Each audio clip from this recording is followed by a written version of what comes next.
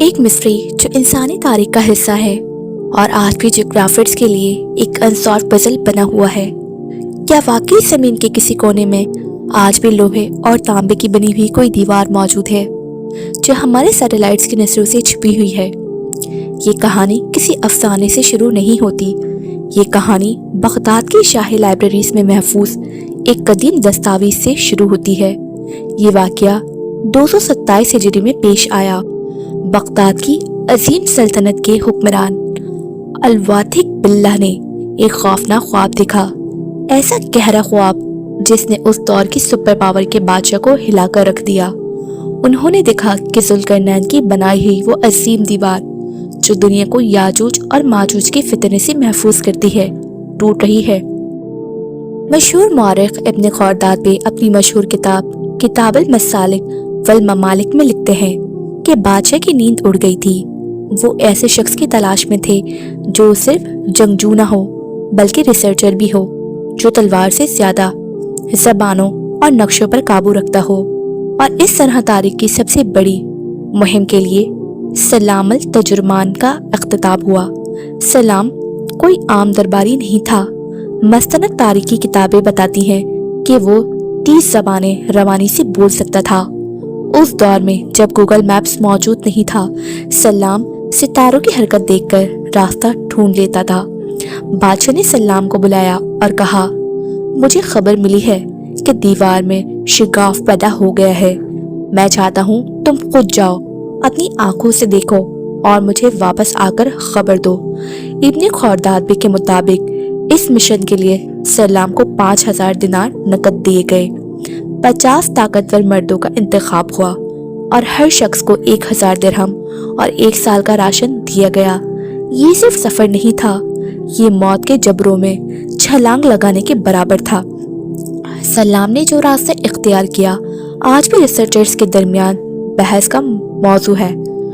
وہ سمارا سے روانہ ہوا، ارمینیا پہنچا اور وہاں سے کوساسوس کے سخت پہاڑوں کی طرف بڑھا۔ جیسے جیسے قافلہ شمال کی طرف بڑھتا گیا، دنیا بدلتی گئی۔ یہ خزرز کی سرزمین تھی، اس سے آگے کا راستہ نامعلوم تھا۔ اپنی یادوں میں سلام ایک جگہ کا ذکر کرتا ہے جسے اردل سیاہ یا بلیک لینڈ کہا گیا۔ یہ جگہ اتنی پراسرار تھی کہ وہاں کی مٹی سے بدبو نکلتی تھی۔ ریسرچرز کا خیال ہے کہ شاید یہ وہ علاقے تھے جہاں آج آئل اور گیس کے ویلز ہیں۔ یہ پھر کوئی دلدلی زمین تھی۔ سلام لکھتا ہے، ہمیں حکم دیا گیا کہ ہم اپنی ناکوں پر سرکہ لگائیں ورنہ وہ زہریلی ہوا ہمیں مار دیتی۔ راستے میں انہیں ویران شہر اور ٹوٹی ہوئی عمارتیں ملی۔ جب مقامی لوگوں سے پوچھا گیا تو وہ کپ کپاتے ہوئے بولے، یہ وہ آبادیاں ہیں جنہیں یاجوج اور ماجوج نے تباہ کیا تھا۔ ہر قدم پر خوف کا سایہ تھا۔ 16 مہینے کے مسلسل سفر کے بعد وہ اس مقام پر پہنچے جسے آج ہم آئرن گیٹ کہتے ہیں۔ یہ وہ لمحہ تھا جس کے لیے یہ مہم شروع ہوئی تھی۔ سلام الترجمان 2 اونچے پہاڑوں کے درمیان ایک انسانی بنائی ہوئی عظیم رکاوٹ کے سامنے کھڑا تھا۔ یہاں ہمیں رک کر سلام کی دی ہوئی تفصیلات کا سنسنی خیز تجزیہ کرنا چاہیے، کیونکہ بہت لوگ اسے گریٹ وال آف چائنا سمجھ لیتے ہیں، لیکن سلام کی رپورٹ کچھ اور ہی بیان کرتی ہے۔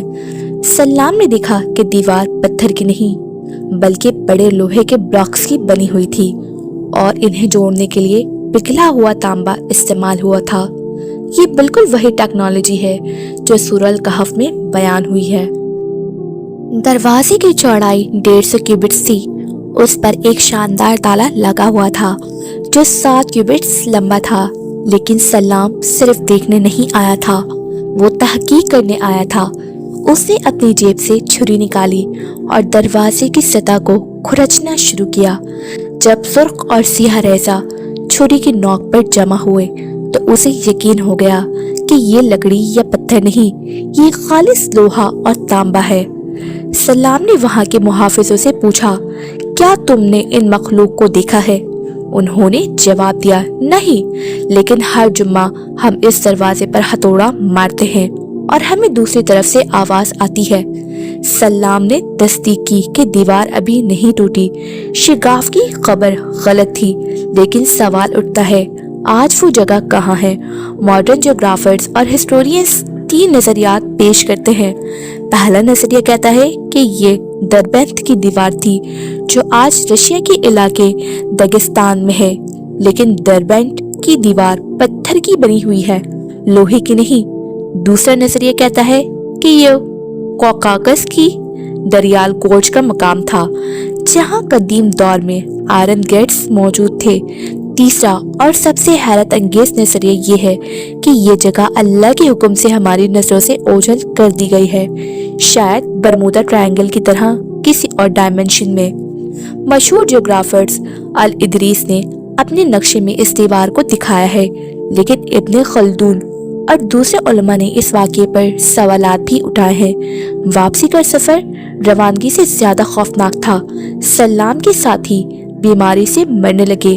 50 में से सिर्फ 14 लोग जिंदा वापस समारा पहुंच सके। सलाम अल तर्जुमान ने अपनी रिपोर्ट बादशाह को पेश की, जो आज भी तारीख की किताबों में महफूज है।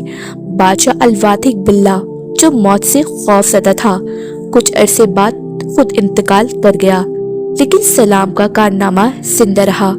हमें नहीं मालूम कि आज वो दीवार किस हालत में है, लेकिन सलाम अल तर्जुमान की कहानी हमें ये दर्श देती है कि इंसानी तजस्सुस इंसान को दुनिया के आखिरी किनारे तक ले जा सकता है। हकीकत अक्सर खौफ के दायरे से दूसरी तरफ मिलती है। तारीख के सीने में हजारों राज दफन हैं, जो अभी तक बेनकाब नहीं हुए। हमारी दुनिया हमारे तस्वुर से कहीं ज्यादा पुरस्कार है। अगर आप भी इस वक्त के समंदर में हमारे साथ गौता लगाना चाहते हैं और तारीख के इस गुमशुदा सफ़ों को पलटना चाहते हैं, तो हमारे चैनल के सफ़र का हिस्सा बन जाइए। सब्सक्राइब करें ताकि अगली हकीकत में भी हमारे साथ रहें।